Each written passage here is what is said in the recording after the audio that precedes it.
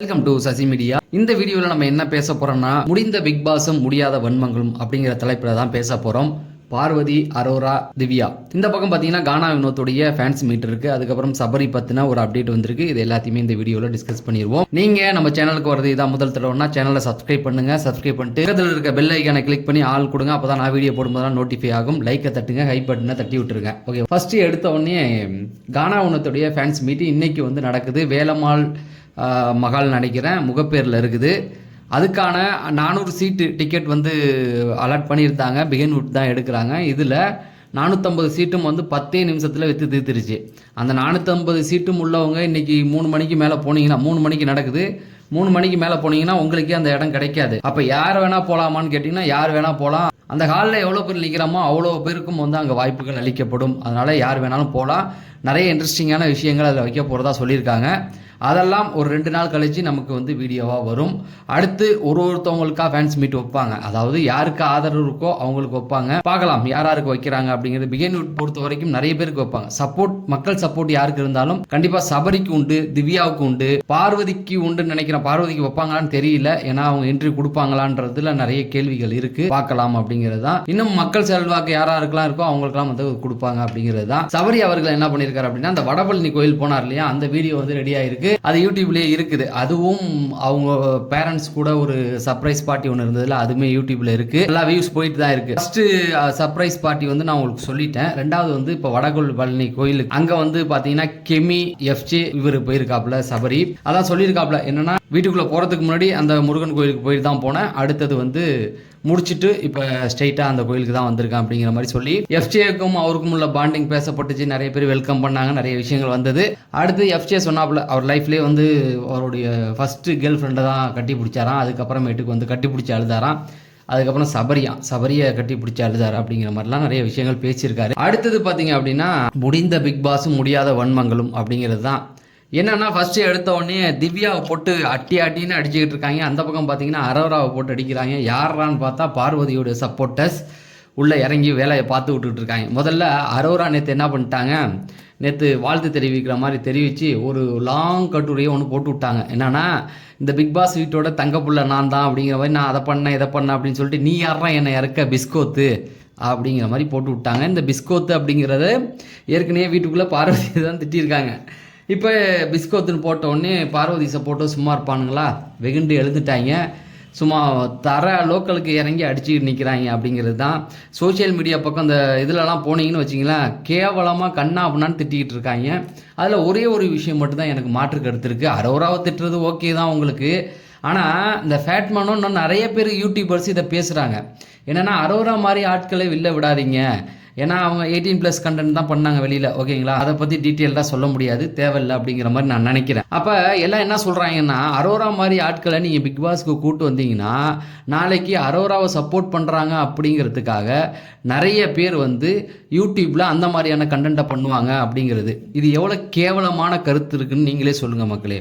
அதாவது ஒரு பொண்ணு இந்த மாதிரி தப்பான வழியில் போணுச்சு, அதில் வந்து பிக் பாஸில் வந்து அதை ரெகக்னைஸ் பண்ணிட்டாங்க, ஏற்றுக்கிட்டாங்கிறதுக்காக எல்லா பொண்ணுங்களும் தப்பு பண்ணிடுவாங்க அப்படின்னு சொல்கிறதுக்கு சமமான ஒன்று தானே இது. எல்லாம் யோசிச்சு பாருங்கள். அரோராவை பிக் பாஸ் டீம் ஏற்றுக்கிட்டுங்கிறதுக்காக நிறைய பெண்கள் வந்து அந்த விஷயத்த பண்ண ஆரம்பிச்சிருவாங்கன்ற, நீ என்ன சொல்ல வரேன்னு தெரியல. நிறைய யூடியூபர்ஸ் இதை பேசுகிறாங்க, எனக்கு புரியவே இல்லை. ஏன்டா அரோரா பண்ணி அதை பிக் பாஸ் ஏற்றுக்கிட்டாருங்கிறதுக்காக நல்ல பொண்ணுங்கள்லாம் அந்த வழிக்கு போயிடுவாங்களாடா, இது என்னடா பேச வரீங்கன்னு எனக்கு புரியல. கண்டிப்பாக அதை ஃபேட்மேன் அதை சொல்லிட்டு தான் இருக்காரு. ஃபேட்மேன் சொல்கிறாரு, இன்னொரு யூடியூபரும் அதை பேசிக்கிட்டு இருக்கான். ஏன்னா புத்தி கித்தி மழுங்கி போச்சான்னு தெரியல. நீங்கள் என்ன சொல்ல வரீங்கன்னு தெரியாமல் ஏதோ பேசணுன்றதுக்காக பேசிகிட்டு இருக்கான். அரோரா தப்பு பண்ணிட்டான்றதுக்காக ஊரில் உள்ள எல்லா பொண்ணும் தப்பு பண்ணிடுவாங்களா பிக் பாஸ்க்கு வாய்ப்பு கிடைக்குதுங்கிறதுக்காக? எனக்கு புரியவே இல்லை. பிக் பாஸ் அப்படிங்கிறதுக்கு அவங்க ஏற்றுக்கிட்டாங்கன்னா அதுக்கு 1000 காரணம் இருக்குது. அதை ஏற்றுக்கிட்டதுக்கு அதை நீங்கள் எதுக்கிறதுக்கு 1000 காரணங்களை சொல்லுங்கள். ஆனால் அவங்க தப்பு பண்ணிட்டாங்கன்னு ஊர் உலகத்தில் இருக்க எல்லா பொண்ணுங்களும் தப்பு பண்ணுவாங்கன்னு சொல்கிறீங்க பார்த்தீங்களா, அந்த மைண்ட் செட்டை மாற்றிங்க அப்படிங்கிறது தான் என்னுடைய கருத்து. ஓகேவா? அரோரா வந்து அந்த ஸ்டேட்மெண்ட் போட்டதுக்கப்புறம் உள்ளே இறங்கி அவங்கள போட்டு அடிக்க ஆரம்பிச்சிட்டாங்க. அது வந்து அவங்களாவே வாயை கொடுத்து வாங்கிக்கிட்ட மாதிரி தான் இருந்தது. ஆனால் என்னென்னா, இவங்களுக்குள்ள அந்த பிரச்சனை இன்னும் வளர்ந்துக்கிட்டு தான் இருக்குது. பிக் பாஸ் முடிஞ்சிருச்சு, தூக்கி போட்டு போங்கடா அப்படிங்கிறது தான் ஏன்னா இதுக்கப்புறம் இந்த பிரச்சனையை வச்சுட்டு என்ன பண்ண போகிறீங்க அப்படிங்கிறது. சம்மந்தப்பட்ட இருவர்கள் சந்தித்து பேசிட்டாவே இந்த மாதிரியான பிரச்சனைகள் முடியும். ஆனால் அவங்க சந்தித்து பேசுவாங்களா அப்படிங்கிறது தெரியவே இல்லை அப்படிங்கிறது தான். இந்த பக்கம் பார்த்தீங்கன்னா திவ்யாவும் போட்டு அடிச்சுக்கிட்டு இருக்காங்க. திவ்யா வந்து டைட்டில் வின்னவுக்கு டிசர்வே கிடையாது அப்படிங்கிற மாதிரி சொல்கிறாங்க. கானா வினோத் தான் அதுக்கு டிசர்வ் அப்படிங்கிற மாதிரி சொல்கிறாங்க. அது எதுக்கு சொல்கிறாங்கன்னா, கானா வினோத் இப்போ டைட்டில் வின்னர் ஆகலை இல்லையா, அதுக்காக சொல்லிகிட்டு இருக்காங்க. ஆக்சுவலாக பாதி பேர் என்ன சொல்கிறோம், பார்வதி தாங்க டிசர்வ், பார்வதி தான் அப்படின்ற மாதிரி சொல்கிறாங்க. நம்ம ஓட்டிங் கொடுத்துருக்கோம், ஓப்பனாக சொல்கிறேன். அதாவது பார்வதிக்கு நானும் சப்போர்ட் பண்ணியிருக்கேன். வார்டன் வசந்தி கேரக்டர் எடுக்கிற வரைக்கும் நான் பண்ணிட்டேன். அதுக்கப்புறம் கமருதீன் கூட காதல் வந்ததுக்கப்புறம் தான் ஐயா இது செட் ஆகாதுன்னு நான் விலகி வந்தது. நானும் ஓப்பனாக சொல்கிறேன், ஏன்னா வீடியோலாம் இருக்குது, போய் பார்த்துங்க. இதில் நான் என்ன சொல்கிறேன் அப்படின்னு பார்த்தீங்கன்னா, திவ்யா தான் 2வது இடத்துல இருந்தாங்க. கானா வினோத் ஃபஸ்ட்டு, திவ்யா 2, அது எந்த மாற்று கருத்தும் கிடையாது. அதுக்கப்புறம் பார்வதியெல்லாம் வாட்டர் மிலன் போனதுக்கப்புறம் தான் ஓட்டு ஏறிச்சு. வாட்டர் மிலனோட ஓட்டெல்லாம் ஏந்து முதல் 2வது வாரத்துலலாம் அவங்களுக்கு ஓட்டு கிடையாது. உண்மை தான், ஓட்டிங் இருக்குது, போய் பாருங்கள். ஆனால் அவங்க சிலர் வந்து இப்போ இவங்க தான் டிசர்வ்ன்ற மாதிரி சொல்கிறாங்க. அதெல்லாம் கிடையாது. அதேபோல் நல்ல கேம் பிளேயர்னா விக்கல்ஸ் விக்ரம் தான் ஸ்ட்ராட்டஜி போட்டு மைண்ட் கேம்லாம் விளாண்டான். பார்வதி சண்டை போட்டாங்க, அவ்வளோதான். தினமும் ஏதாவது ஒரு பிரச்சனை போய் தலையை நிறுத்தி சண்டை போடுவாங்க. அதையும் நான் இல்லைன்னு சொல்லலை, கண்டென்ட் கொடுத்தாங்க. ஆனால் கேம்லாம் வைஸ் பார்த்தீங்கன்னா அதை விக்கல்ஸ் விக்ரம் தான் பண்ணுவான். மைண்ட் கேம் அவன் தான் சூப்பராக பண்ணுவான். அதை புரிஞ்சிக்கல நிறைய பேர். அவனை வக்ரம் விக்ரம் போட்டிங்க. டேய், பிக் பாஸ் கேமுக்கு அவன் தான்டா சரியான ஆள். ஒரு ஸ்ட்ராட்டஜி போட்டு மேனிப்புலேட் பண்ணுறதுலாம் அவனை விட யாருமே பண்ண முடியாது. அவனை யாருமே என்கரேஜ் பண்ணல அப்படிங்கிறது தான். சரி, அதை விட்டுடுவோம். இந்த பக்கம் திவ்யா வந்து டிசர்வே கிடையாதுன்னு அவங்கள போட்டு அடிக்கிறதுக்கும், அவங்களுக்கு வந்து பிஆர் டீம் இருக்குது அப்படிங்கிற மாதிரி சொல்கிறவங்களே பிஆர் டீமாக இருக்காங்க. அப்படிங்கும்போது என்ன பண்ண முடியும்? இப்போ தான் வெளியில் நிறைய பிஆர் டீம் வெளியில் வந்துக்கிட்டு இருக்கு. அவங்களுக்கு பிஆர் டீம்னா அப்போ நீங்கள் வச்சுருந்துட்டு போனதுக்கு அதுக்கு பேர் என்ன? அரோரா வந்து வீட்டுக்கு வெளியில் வந்து பிக் பாஸ் வீட்டில் 18+ கண்டென்ட் பண்ணான்னு அடிக்கிறீங்க. வீட்டுக்குள்ளே என்ன பண்ணீங்க? நீங்கள் வீட்டுக்குள்ளே நீங்களும் அதை தானே பண்ணிக்கிட்டு இருந்தீங்க. அவங்கள போய் ஏன்டா அடிச்சுக்கிட்டு இருக்கீங்க அப்படிங்கிறது தான். என்னை பொறுத்த வரைக்கும் பிக் பாஸ் முடிஞ்சிருச்சு. இனிமேல் அதை பற்றி பேசி ஒரு பிரயோஜனமும் இல்லை அப்படின்னு வம்பு கலத்து என்ன ஆக போகுது? பார்வதியே வந்து ஒரு ட்வீட் போட்டிருக்காங்க. ஆனால் ஒரு நல்ல தரமான ட்வீட் போட்டிருக்காங்க. அதாவது என்னுடைய இது ரோலர் கோஸ்டர் மாதிரி இருந்தது.